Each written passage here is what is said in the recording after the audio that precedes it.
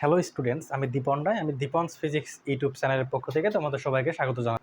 আজকে আমি তোমাদের সাথে যে অধ্যায় নিয়ে কথা বলবো সেই অধ্যায় তোমাদের একাদশ এবং দ্বাদশ শ্রেণীর ফিজিক্স ফার্স্ট পেপার ভেক্টর, এবং এটা তোমাদের দ্বিতীয় অধ্যায়। এবং টপিকটা আজকে খুবই ছোট একটা টপিক নিয়ে কথা বলবো, এবং টপিকটা তোমাদের লব্ধির দিক নির্ণয় এবং লব্ধির মান নির্ণয় আমরা কিভাবে করব। এখন চলো দেরি না করে শুরু করি, আমরা কিভাবে লব্ধির মান এবং লব্ধির দিক নির্ণয় করব। ক্লাস 11-12 এবং অধ্যায়ের নাম কি আমাদের বলতো? অধ্যায়ের নাম হলো আমাদের ভেক্টর, এবং এটা আমাদের দ্বিতীয় অধ্যায় এটা, এবং ফিজিক্সের ফার্স্ট পেপার। এখন আসো আমাদের ছোট একটা টপিকটা কী হবে, লব্ধির মান আমি কীভাবে নির্ণয় করব এবং লব্ধির দিক আমি কীভাবে নির্ণয় করব। এখন চলো শুরু করি। প্রথমে লব্ধির মান নির্ণয়। দেখো, প্রথম কথা হলো আমাদের যে কোনো দুইটি ভেক্টর তোমাকে দিয়ে দেবে এবং দুইটি ভেক্টর দিয়ে বলবে যে এই ভেক্টরের মান নির্ণয় করো।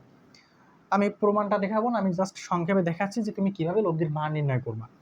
এখন ধরে নাও যে এই একটা বিন্দু, এই বিন্দুতে এই একটা ভেক্টর কাজ করছে, যে ভেক্টরটাকে আমি ইউ ভেক্টর দিয়ে বিবেচনা করলাম, এটা আমাদের ইউ ভেক্টর। এবং এই দিক বরাবর একটা ভেক্টর কাজ করলো, যে ভেক্টরটাকে আমি ভি দিয়ে প্রকাশ করলাম।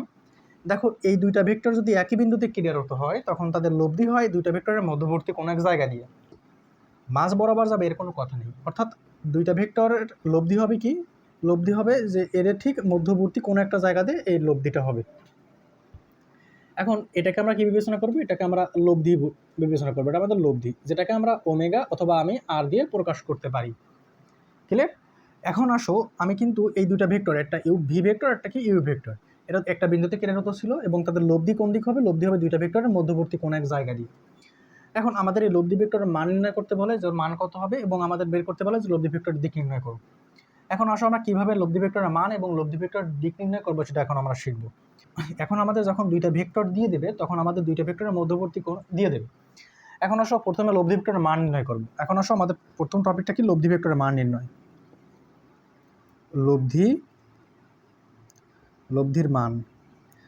লব্ধির মান হবে কি? লব্ধি ভেক্টরের মান হবে omega is equal to root over, আমি দেবো এরকম করে আমাদের যে দুইটা ভেক্টর আমাকে দেবে। দেখো, আমি দিলাম যে এই দুইটা ভেক্টরের মধ্যবর্তী কোণ আমি আলফা দিয়ে প্রকাশ করলাম। এদিকে কিন্তু খুবই ইম্পর্ট্যান্ট।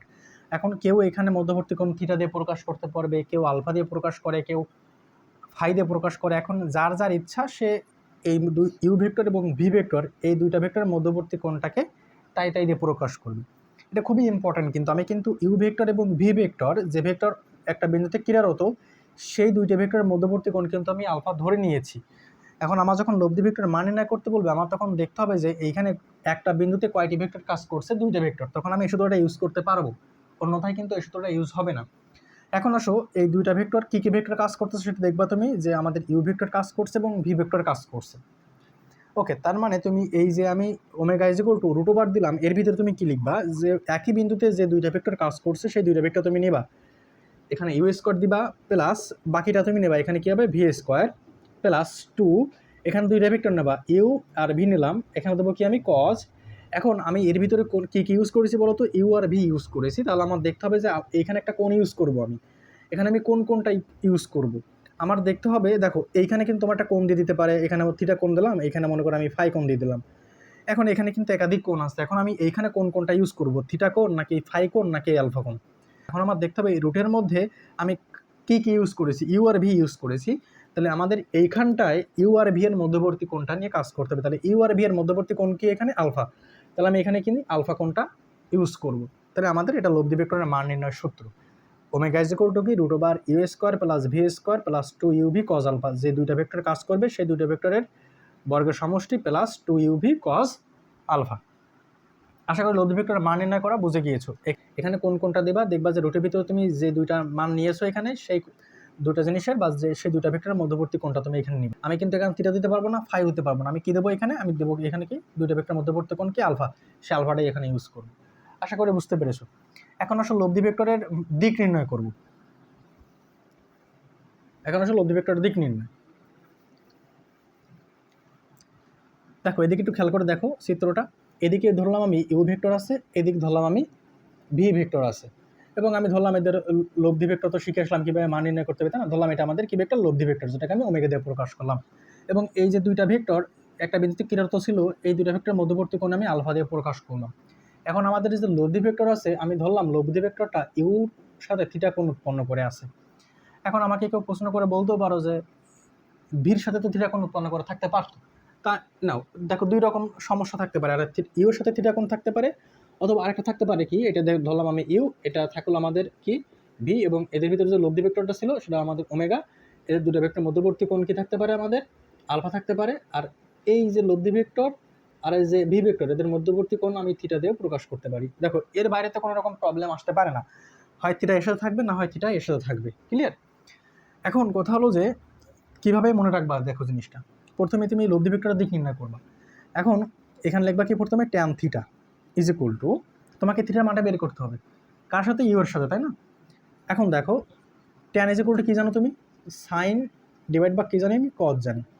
এখন আমি এখানে কি ইউজ করব, মানে কোনটা ইউজ করবো, এখানে আলফা কোন ইউজ হবে নাকি থিটা কোন ইউজ হবে? আমি এখন দেখো তো এইখানে ঠিক আছে, থিটা এখানে ইউজ হবে। এখন আমার ইউ আর এ ভি, তাই না, এই ইউ আর এ ভি এর মধ্যবর্তী কোণ যেটা, সেটা এখানে ইউজ করতে হবে, অর্থাৎ আলফা, এখানে আমি আলফা দেবো। ক্লিয়ার হলো?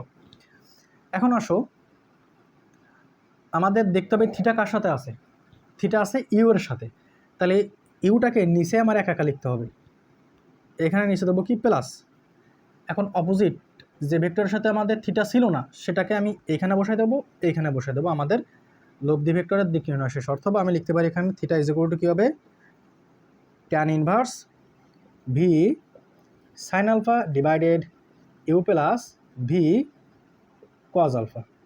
এখানে আমাদের মানটা লিখবো। এবং তার মানে আমাদের উত্তর লেখার সময় দেখতে হবে যে লব্ধি ভেক্টরটা ইউ এর সাথে এত কোণ উৎপন্ন করে।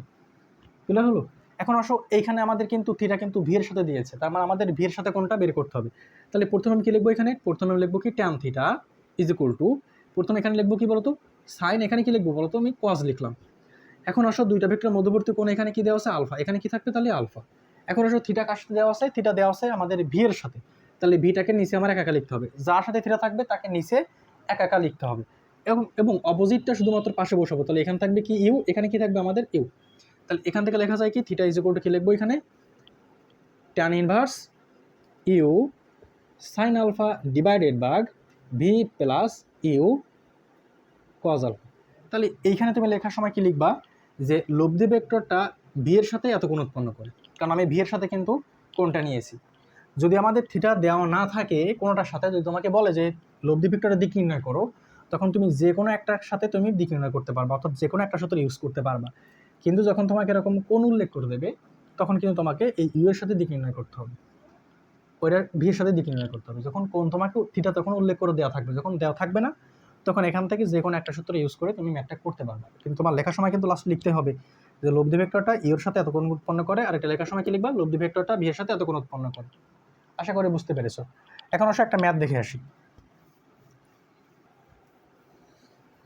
আসলে যত সূত্র দেখি না কেন, আমাদের সব থেকে ইম্পর্ট্যান্ট ম্যাথ। সূত্র দেখে কোনো লাভ নেই যদি আমরা ম্যাথ না পারি, তাই না? অনেকেই আছে মনে করো যে সূত্র পারে কিন্তু সেটা প্রয়োগ পারে না। অনেকেই আছে যে সে প্রয়োগ পারে কিন্তু সূত্র ভুলে গেছে।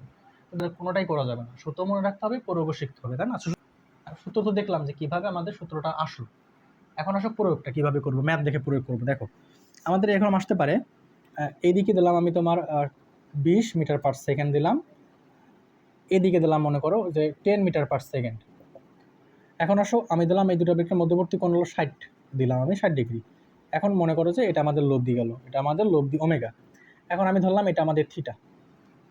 আমাকে গ নাম্বারে বললো লব্ধি ভেক্টরের মান নির্ণয় করো। কি বললো এখানে, লব্ধি ভেক্টরের মান কত।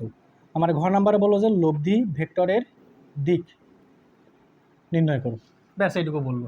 এখন আসলে ম্যাথটা আমি সমাধান করবো। প্রথমে আমি বের করবো কি লব্ধি ভেক্টরের মান কীভাবে নির্ণয় করবো। আসলে গ নাম্বারটা সমাধান করি। এখানে আমরা জানি যে লব্ধি vector omega is equal to কি জানি, root over U square plus V square plus 2uv cos U আর ভি এর মধ্যবর্তী কোণ। এখন আসো এইখানে আমি যে কোনো একটাকে ইউ, যে কোনো একটাকে ভি ধরতে পারি।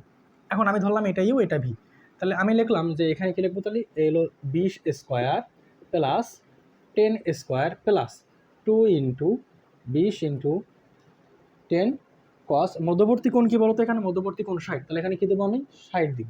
দেখো এখানে করলে কত হবে, এখানে করলে হবে 26.45, তাই না, মিটার পার সেকেন্ড। এখানে কি হবে তাহলে উত্তরটা 26.45 মিটার পার সেকেন্ড। সেকেন্ড।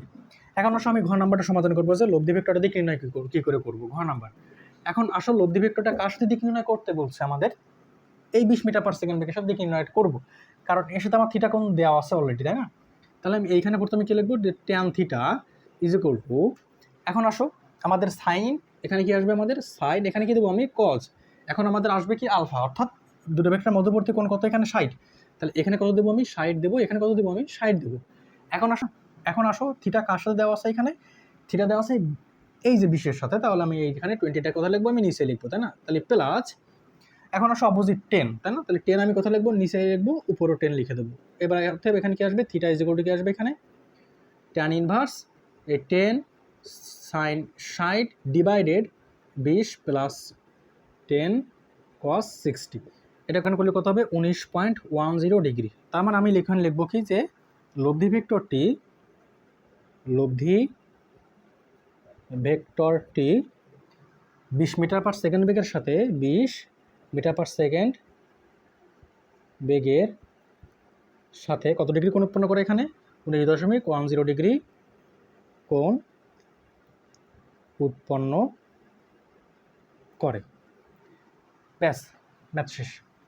আশা করি দুটা বুঝতে পেরেছো কীভাবে করবে, এবং থিটা যদি 10 মিটার পার সেকেন্ড বেগের সাথে দেওয়া থাকতো, আশা করি ম্যাথটা সমাধান করতে পারতে, এবং থিটা যদি এই 20 অথবা 10 এর কোনোটির সাথে দেওয়া না থাকতো, তাহলে যে কোনো একটা সূত্র তুমি যে কোনো একটা থিটা ধরে নিবা, যে 20-এর সাথে হয় থিটা ধরে নিবা, না 10-এর সাথে থিটা ধরে নিবা, ওইভাবে ম্যাথটা সমাধান করবা। আশা করি বুঝতে পেরেছো কীভাবে ম্যাথটা করবা। ধন্যবাদ সবাইকে।